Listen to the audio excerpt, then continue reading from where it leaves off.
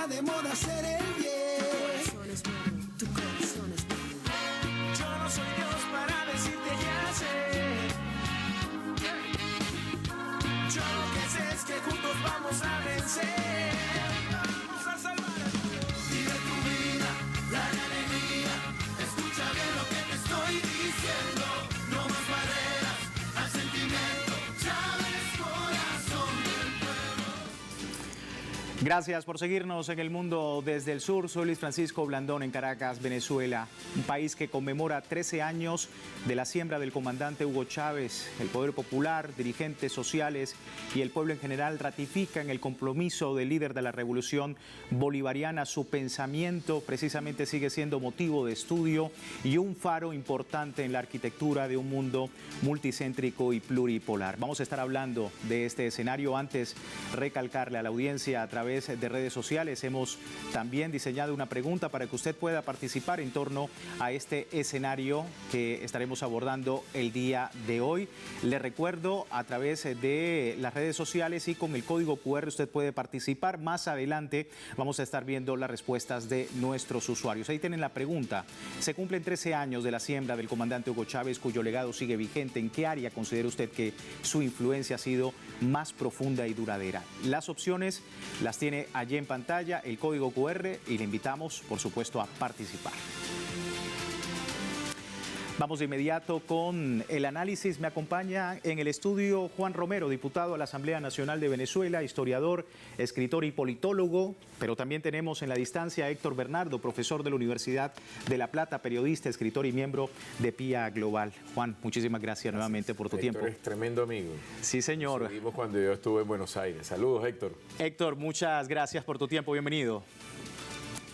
Gracias, y la verdad que no sabía que iba a estar con Juan, por quien tengo un enorme cariño y una enorme admiración, además, por su Bueno, para compartir el análisis justamente de lo que representa el legado del presidente y el comandante de la Revolución Bolivariana, Hugo Chávez, a 13 años de esa siembra, quería preguntarte, Juan, mantener la vigencia de ese pensamiento como motor ideológico de una Venezuela del año 2026, a pesar de todas los desafíos y las circunstancias que le ha tocado vivir este país. ¿Cómo estás viendo ese legado? Mira, bueno, primero yo siempre he hablado en plural, los legados, ¿no? Porque primero Chávez reconceptualiza las formas de la democracia a partir de su participación en la cumbre de Quebec en el año 2001. El modelo de democracia representativa insiste en una democracia popular. El segundo legado es que Chávez reivindica el papel del militar en América Latina, no como un militar que reprime al pueblo, sino como un militar que viene del pueblo. El tercero es obviamente que vuelve al tapete la visión histórica que nos une en América Latina. O sea, hablar de Perón, por ejemplo, en Argentina, como muy bien lo sabe Héctor Bernardo, o hablar en México, o hablar de Sandino en Nicaragua, o de Gaitán en Colombia, ¿no? Es una perspectiva histórica gran nacional. Tercero, en cuarto lugar, es que obviamente Chávez asume una posición que tiene que ver con el rescate del pensamiento de Bolívar. Bolívar decía en 1815, en la Carta de Jamaica, que estas naciones que iban a surgir iban a generar el equilibrio del universo, lo llamaba él, ¿no? Hablaríamos hoy de un mundo multipolar. En quinto lugar, creo que indudablemente reconceptualiza en términos de la filosofía política la discusión que se tenía del socialismo en el siglo XX, ¿no? Introduce el debate de un socialismo nuestro que ya lo había hecho José Carlos Mariátegui en Perú, por ejemplo, ¿no? Entonces, creo que son los legados. Si lo vemos además en el caso de Venezuela, tienes que agregarle el tema del rescate y la socialización, la colectivización del pensamiento bolivariano y la accesibilidad que eso significa, ¿no? La dinámica que implica llevar adelante en Venezuela lo que llamamos el nuevo constitucionalismo latinoamericano, una revisión y la necesidad de insistir en el ajuste de las leyes de acuerdo a la situación política que se vive. Entonces, creo que son un plural. Cuando lo ves ahí, te das cuenta que esos elementos siguen vigentes. Es decir, además, es la colocación del colectivo colectivo pueblo como un colectivo protagonista. Eso es aplicable a la Argentina ante lo que está haciendo Milei, o es aplicable ante lo que sucede con Katz en Chile, o lo que está haciendo la compañera Claudia, que está incorporando a ese pueblo tal como lo hizo López Obrador en México, ¿no? O la dinámica de Lula, ¿no? Y eso es un tema que obviamente nos conecta. Eso transforma el pensamiento de Chávez en un pensamiento en plural, ¿no? Héctor, tu apreciación también, porque como hemos dicho reiteradamente, el legado de Hugo Chávez, del comandante Hugo Chávez, ha sido sin duda un aporte muy importante, no solamente para Venezuela.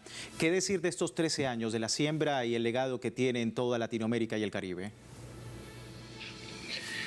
Que Chávez está más vivo que nunca en los pueblos de América Latina, ¿no? Como bien señalaba Juan, hay un amplio espectro en el que Chávez nos dejó su legado.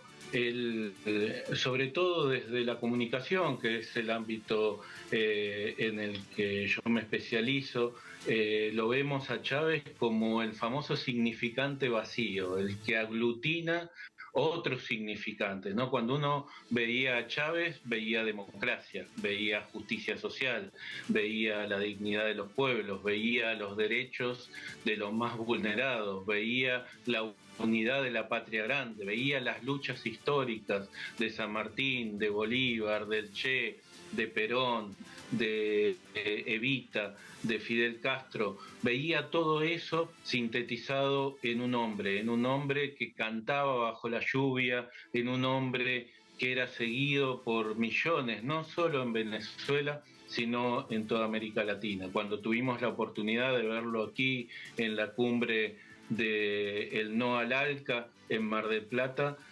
aquel ALCA al carajo marcó la historia. Es una frase que parece no ser muy profunda, pero que sintetizaba muchas cosas y que sí termina siendo muy profunda en ese contexto y en ese momento en el que los argentinos, los latinoamericanos necesitábamos ponerle un freno al imperialismo, un freno que hoy nuevamente necesitamos ponerle. Colocamos en perspectiva la fecha, Juan, porque el día de hoy también se ha logrado algo muy importante. Venezuela y Estados Unidos acuerdan restablecer relaciones diplomáticas y consulares. Lo ha comentado el gobierno de este país latinoamericano, y esto evidencia en perspectiva no solamente la visión de Hugo Chávez de propiciar un mayor encuentro diplomático con todas las naciones del mundo. ¿Cómo estás viendo también este escenario? Mira, Chávez en eso insistía tal como lo insistió Bolívar. Fíjate, por ejemplo, Bolívar entra en una controversia con los norteamericanos en 1817, ¿no? Ese mismo año ellos firman un tratado de neutralidad. Bolívar retiene 2 goletas en el año 18 y eso genera el conflicto de Bolívar y las cartas con Irving. Y luego, a partir de Carabobo, entre el 21 y el 23 se normaliza, ¿no? Y Bolívar dice en una carta a José Revenga, su ministro de Relaciones Exteriores, en mayo de 1820, que bueno, que había que pedirle mucho a los norteamericanos para solventar las cosas.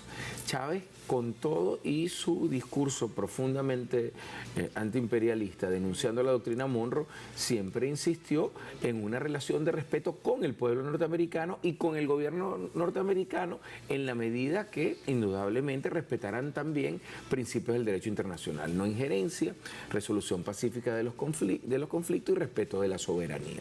Eso es un tema que sigue vigente. Es decir, la presidenta encargada, Delcy Rodríguez, con todo y la agresión del 3 de enero, ha hecho hincapié, tal como lo hizo también Nicolás Maduro innumerables cantidades de veces, que él gustosamente apostaba a una regularización de las relaciones. Porque además, aquí hay un concepto que utilizamos en ciencia política que es clave, que es el concepto de paz inestable. ¿Qué significa la paz inestable?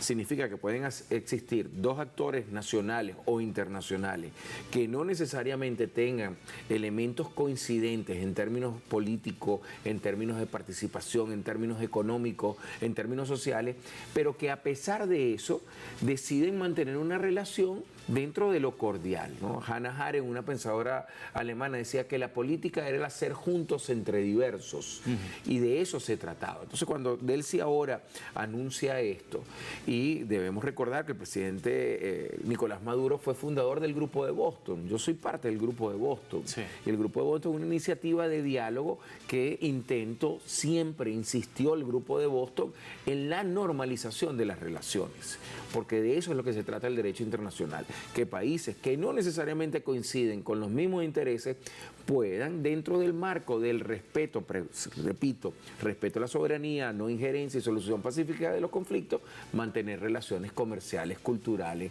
políticas y sociales. Sí, Héctor, tu visión también de todo esto desde la Argentina y por supuesto dando una mirada de lo que Venezuela en este momento ha avanzado y lo que pretende desde la estrategia de la presidenta encargada Delcy Rodríguez y su relación con los Estados Unidos, obviamente con la visión siempre muy resaltante del comandante Hugo Chávez.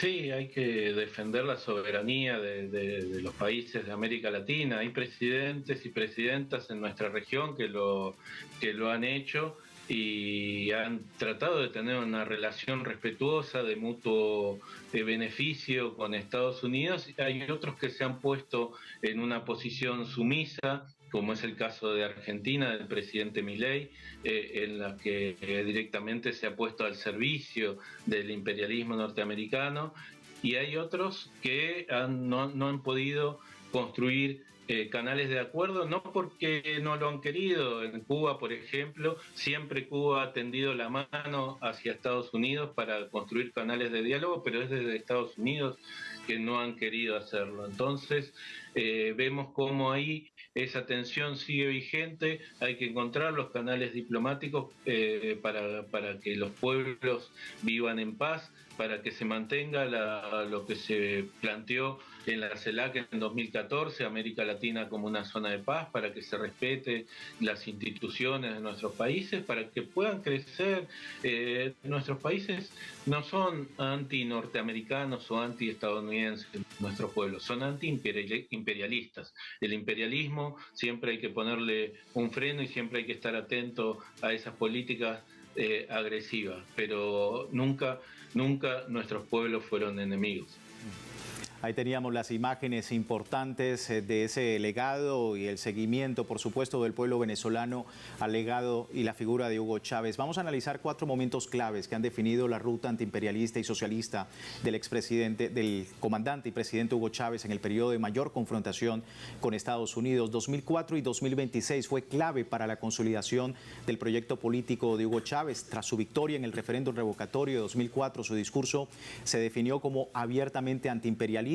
Tras ganar el referéndum el 15 de agosto con un 60% de los votos, Chávez marcó el inicio de un carácter contrahegemónico explícito donde Venezuela cambió para siempre. En 2005 Chávez declaró el carácter socialista de la revolución y lideró en Mar del Plata, como ya comentábamos con nuestro invitado, con Héctor, Argentina durante la tercera cumbre de los pueblos de América. También pronunció aquel ALCA, una palabra simbólica instando a enterrar el capitalismo. Ocurrió lo mismo en 2006 con su discurso ante la ONU. Calificó de diablo en ese momento al presidente George W. Bush por sus agresiones contra el país, pero Chávez se afianzó con su reelección presidencial ese mismo año y le dio una lucha a Estados Unidos y a las hostilidades. El último mensaje de Chávez en 2013 refleja algo que sigue vigente. Juan afirmó que no faltarán los que traten de aprovechar coyunturas difíciles para intentar la restauración del capitalismo, pero que la respuesta sigue siendo unidad, lucha, batalla y victoria. Perspectiva histórica de todo esto. Fíjate que es interesante, ¿no? Porque una sociedad como la venezolana, que sufre un ataque de la magnitud del 3 de enero, un ataque que sigue un manual, porque si algo tiene la estrategia de seguridad y defensa de los Estados Unidos es que sigue un manual. Fíjate, acumulación de fuerzas que comenzó en agosto, creación de grupos de tareas. Los grupos de tareas son grupos conjuntos, tierra, mar, aire, y esta vez agregaron hiperespacio, ¿no? Para hacer lo que hicieron contra nosotros al mismo estilo que lo que sucede en otras partes del mundo en este momento. Y a pesar de eso, a pesar de eso, y que ese tipo de estrategia tuvo éxito para producir el cambio de gobierno en Irak con Saddam Hussein, en Libia con Muammar Gaddafi, con los talibanes en Afganistán y en Siria recientemente, aquí fracasa. ¿Por qué fracasa? Tiene que ver también con uno de los elementos del legado de Chávez, que es ese elemento histórico que nos une con los compañeros argentinos, en torno a Perón, ¿no? En torno a Moreno, ¿no? En torno a San Martín, que nos une también desde un punto de vista con los compañeros en Uruguay o con Chile, que nos une con los compañeros y las luchas en Centroamérica, porque yo siempre digo que si bien Bolívar decía en 1830 que arado en el mar siempre devuelve lo que a él va, y a Bolívar nos lo devolvió en finales del siglo XIX en la forma de Martí, a principios del siglo XX acá con Cipriano Castro y con Drago, por ejemplo, en Argentina, con su doctrina Drago tan importante, y nos lo devolvió después en las montañas de Segovia con Sandino entre el 29 y el 34, y después nos los devolvió con Fidel, con la revolución nicaragüense en el 79, es decir, en diversas formas nos lo ha devuelto. Y eso es un escudo. Yo digo que una de las cosas que explica la agresión que se ha manifestado en algunos momentos contra Venezuela es que nosotros tenemos un escudo histórico, que es esa enorme carga que nos ha permitido sobrellevar esto que nos pasó el 3 de enero con dignidad, manteniendo la institucionalidad, manteniendo el orden. Y eso ha hecho, fíjate, algo que es sumamente interesante. La relación y las expresiones lingüísticas, Héctor es especialista, como muy bien sabemos en este tema, de Trump, no es porque Trump haya tenido una epifanía momentánea, sino que sabe que no le interesa un caos y lo que significa un caos en Venezuela para la región, y más en un conflicto como los que se está viviendo. Entonces, estabilidad se le ofrece las fuerzas del Polo Patriótico, encabezadas por Delcy Rodríguez. Eso significa, además, normalización de las relaciones comerciales, que es un interés de Trump.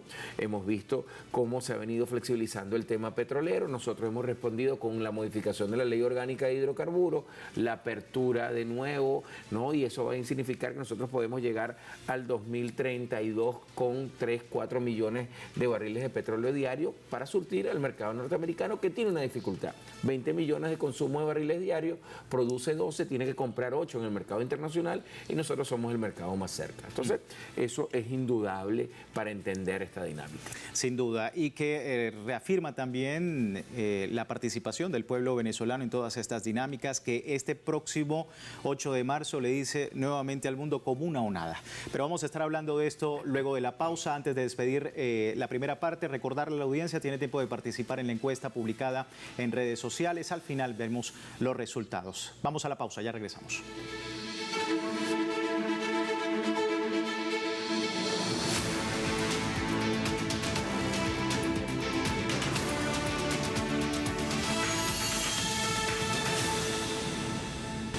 Gracias por seguirnos en El Mundo desde el Sur, hoy recordando el legado del comandante Hugo Chávez a 13 años de su siembra, y en Venezuela, un país que va a una participación importante, la consulta popular nacional del 8 de marzo, que se inicia en las comunidades. Son los vecinos quienes proponen, quienes debaten los proyectos que luego irán a una importante votación por comunas. Participación de esta consulta que inicia en las asambleas de base. Allí los ciudadanos identifican las necesidades de su comunidad, postulan los proyectos prioritarios en áreas como salud, servicios, y bueno, tras una campaña informativa liderada por voceros locales, y culmina el ciclo con la votación directa este 8 de marzo para decidir la asignación de los recursos. Sigo hablando con el diputado Juan Romero. En la distancia también me acompaña Héctor Bernardo, y quería empezar con Héctor primero, porque hablamos siempre acá de las comunas, Héctor, y de la importancia de la comuna para un país que se ha, digamos, trazado esa meta de un Estado comunal.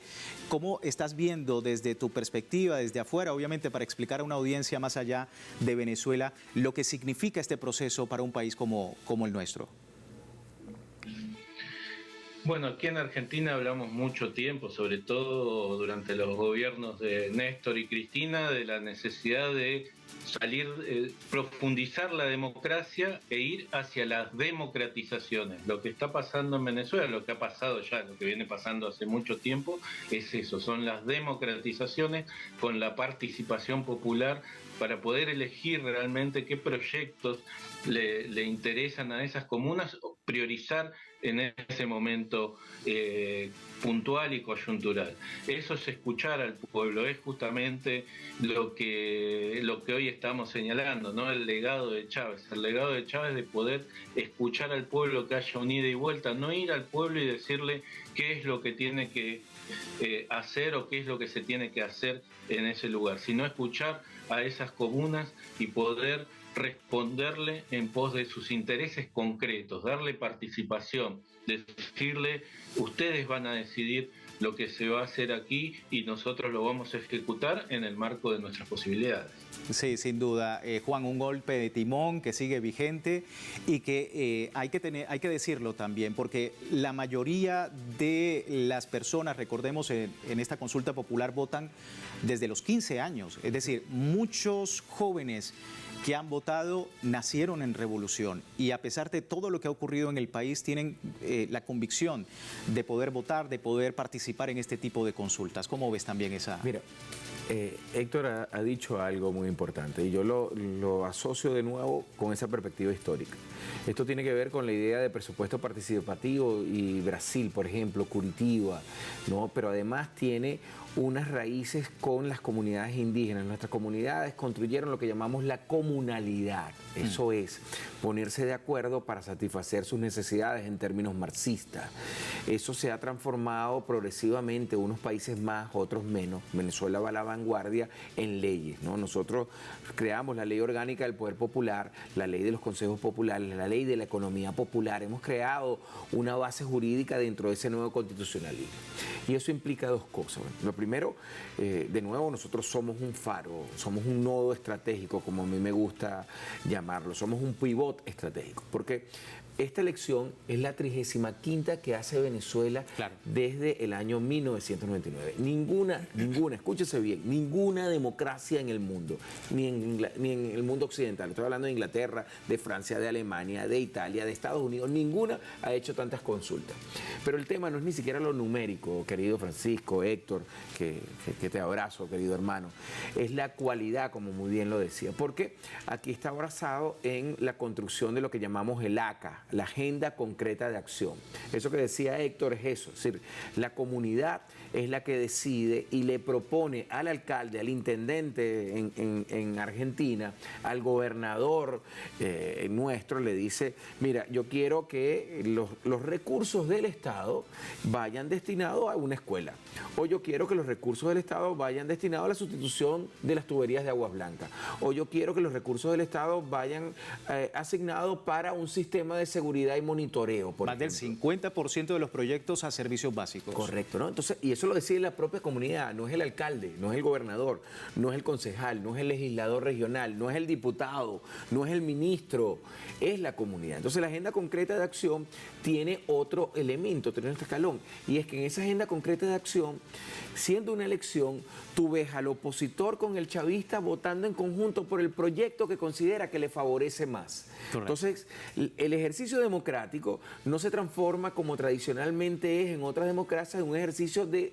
discernimiento ideológico, sino que se transforma en un ejercicio de coincidencia en torno a unas condiciones de buen vivir.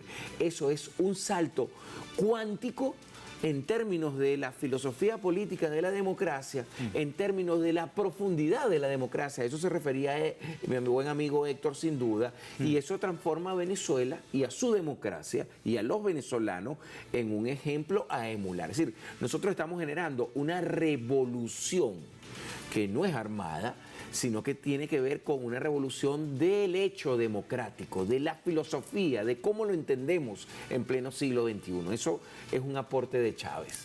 Totalmente. Y está la otra cara de la moneda, Héctor, en medio de un mundo que está luchando contra en este momento el fascismo, no solamente en América Latina, sino también en el resto del mundo. ¿Qué lecciones deja el liderazgo de Hugo Chávez en nuestros días, como carismático, como pedagógico, de todo ese escenario y cómo lo estamos enfrentando el día de hoy? Bueno, un poco resumiendo todo esto que vos decís, Luis Francisco, y también muchas cosas que ha planteado el querido Juan, Chávez es la síntesis de los valores más altruistas del pueblo venezolano y del pueblo de la patria grande.